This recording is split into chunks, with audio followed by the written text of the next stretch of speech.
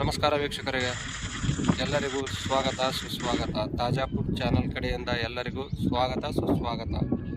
ಇವತ್ತು ನಾನು ಬೆಂಡೆಕಾಯಿ ಪಲ್ಯ ಡಿನ್ನರ್ ಈವ್ನಿಂಗ್ ಸಂಜೆ ಆಯಿತು, ಅದಕ್ಕೆ ಏನಂತೆ ನಿಮ್ಗೆ ಡಿನ್ನರ್ ಐಟಮ್ ಒಂದು ಚೆನ್ನಾಗಿರೋ ತೋರಿಸ್ಬೇಕಂತ ಬೆಂಡೆಕಾಯಿ ಪಲ್ಯ ಡಾಬಾ ಸ್ಟೈಲ್ದಾಗ ಯಾವ ರೀತಿ ಮಾಡ್ತಾರಲ್ಲ ಅದೇ ಟೇಸ್ಟ್ ಬರುತ್ತೆ. ಮತ್ತು ಆ ಇಂಗ್ರೀಡಿಯೆಂಟು ಭಾಳ ಕಡಿಮೆ ಯೂಸ್ ಮಾಡಿದ್ದೀನಿ ರೀ. ಮತ್ತು ನೀವು ಮನ್ಯಾಗ ಮಾತ್ರ ಮಾಡಿ ನೋಡ್ಬೇಕು. ನೀವು ಮಾತ್ರ ಕಾಮೆಂಟು ಮಾಡಬೇಕು, ಲೈಕು ಮಾಡಿರಿ, ಶೇರು ಮಾಡಿರಿ. ವಿಡಿಯೋ ನಿಮ್ಗೆ ಇಷ್ಟ ಆದ್ರೆ ಕೊನೆ ತನಕ ನೋಡಿರಿ, ಸಬ್ಸ್ಕ್ರೈಬ್ ಮಾಡಿರಿ.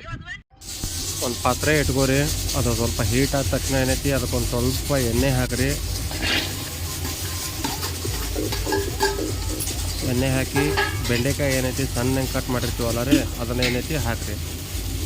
ಸ್ವಲ್ಪ ಅದು ಜಿಬಿಡ್ ಥರ ಏನೈತಿ ಹತ್ಕೋತ ಇರ್ತದೆ ರೀ. ಅದನ್ನೆಲ್ಲ ತೋರಿಸಿ ಡ್ರೈ ಆಗಿ ಏನೈತಿ ನೀವು ಪೂರ್ತಿ ಫ್ರೈ ಮಾಡಿಬಿಡ್ರಿ. ಅದು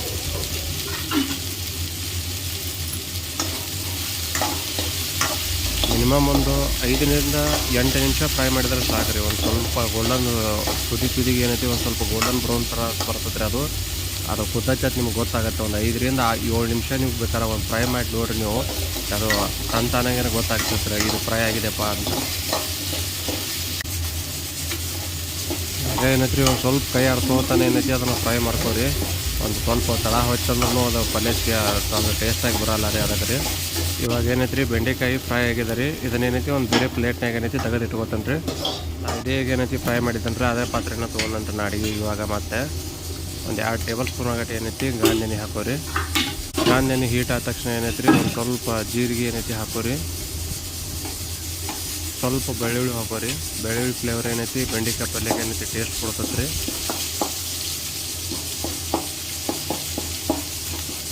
ಒಂದು ಏನೈತಿ ಟೊಮೊಟೊ ಹಾಕೋತಾನೆ ರೀ. ಒಂದು ಸ್ವಲ್ಪ ಟ್ಯಾಂಗಿ ಫ್ಲೇವರ್ ತಂದು ಏನೈತಿ ಒಂದು ಸ್ವಲ್ಪ ಟೊಮೊಟೊ ಹಾಕೋತಾನೆ ರೀ. ಕಟ್ ಮಾಡಿ ಹಾಕೊಂಡ್ರೆ ಒಂದು ಟೊಮೊಟೊ ಏನೈತಿ ಕಟ್ ಮಾಡಿ ಹಾಕೋರಿ. ಗ್ಯಾಸ್ ಏನೈತಿ ಮೀಡಿಯಮ್ ಫ್ಲೇಮ್ದಾಗ ಇಟ್ಕೋರಿ. ಒಂದು ಸ್ವಲ್ಪ ಏನೈತಿ ನಮ್ಮ ಉತ್ತರ ಕರ್ನಾಟಕದ ಮಸಾಲೆ ಖಾರ ಹಾಕ್ತಾನೆ ರೀ. ಚೆನ್ನಾಗಿ ಏನೈತಿ ಮಿಕ್ಸ್ ಮಾಡ್ಕೋರಿ. ಒಂದು ಸ್ವಲ್ಪ ನೀರು ಹಾಕೋರಿ. ತಡ ಮಸಾಲ ಕಟ್ಟಿತ್ತಂದ್ರೆ ಒಂದು ಸ್ವಲ್ಪ ನೀರು ಹಾಕೋರಿ. ಯಾಕಂದ್ರೆ ಸ್ವಲ್ಪ ಬೆಂಡೆಕಾಯಿ ಪಲ್ಯ ಡ್ರೈ ಇರ್ತದಿಲ್ಲ. ಇವಾಗ ಅದು ಫ್ರೈ ಮಾಡಿರ್ತೀವಲ್ಲ ಬೆಂಡೆಕಾಯಿ ಪಲ್ಯ ಏನೈತಿ ಹಾಕೋರಿ. ಹಾಕೊಂಡು ಏನೈತಿ ಚೆನ್ನಾಗಿ ಮಿಕ್ಸ್ ಮಾಡ್ಕೋರಿ. ಅದನ್ನು ಬೆಂಡೆಕಾಯಿ ಪಲ್ಯ ಏನೈತಿ ರೆಡಿ ಆಯ್ತು ನೋಡ್ರಿ. ಹೋಮ್ ಮೇಡ್ ಬೆಂಡೆಕಾಯಿ ಪಲ್ಯ. ಮೇಲೆ ಏನೈತಿ ಸ್ವಲ್ಪ ಗಾರ್ನಿಶ್ ಸಂಬಂಧ ಏನೈತಿ ಕೊತ್ತಂಬರಿ ಕಟ್ ಮಾಡಿದ್ದಂತಲೇ ಅದನ್ನ ಹಾಕೋತಾನೆ ರೀ.